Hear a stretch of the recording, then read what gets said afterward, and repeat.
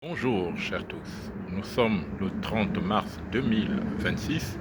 Je voudrais partager avec vous cette pensée. Le monde sera-t-il sauvé par l'amour et par la foi?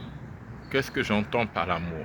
L'amour, ce n'est pas le sentiment d'affection ou d'attachement qu'on a les uns envers les autres. L'amour, c'est la puissance de la lumière, des mères qu'on appelle en réalité celle qui enfante la vie, celle qui est auteur de la vie, auteur de toute vie.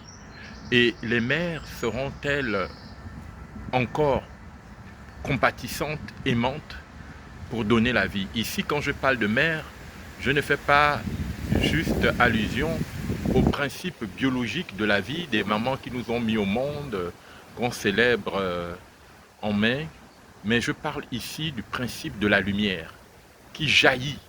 Et c'est ce que Jésus a dit, au commencement était la parole, elle était en elle, et en elle était la vie des hommes, ce qu'on appelle les mères. Et les mères seront-elles encore présentes dans l'histoire de l'humanité? Parce qu'il faut savoir que lorsque nos humanités se sont mises en période de guerre, c'est une mère qui s'est levée pour arrêter Rome dans sa violence et dans sa fureur.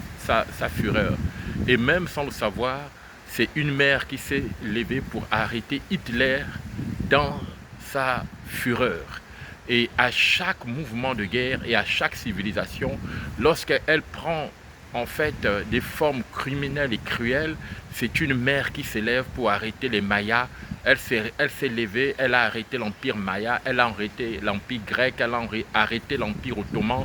Elle arrête tous les empires lorsque les hommes deviennent excessivement cruels. Et c'est pourquoi je crois qu'une mère s'élèvera dans ce qu'on appelle une attente, dans une manifestation inattendue pour arrêter la cruauté humaine. J'espère que notre mère, celle qui est le principe de la lumière, les travailleurs de lumière travaillent pour que notre mère entende et qu'elle arrête toute espèce de cruauté qui est en train de vouloir dévaster l'humanité.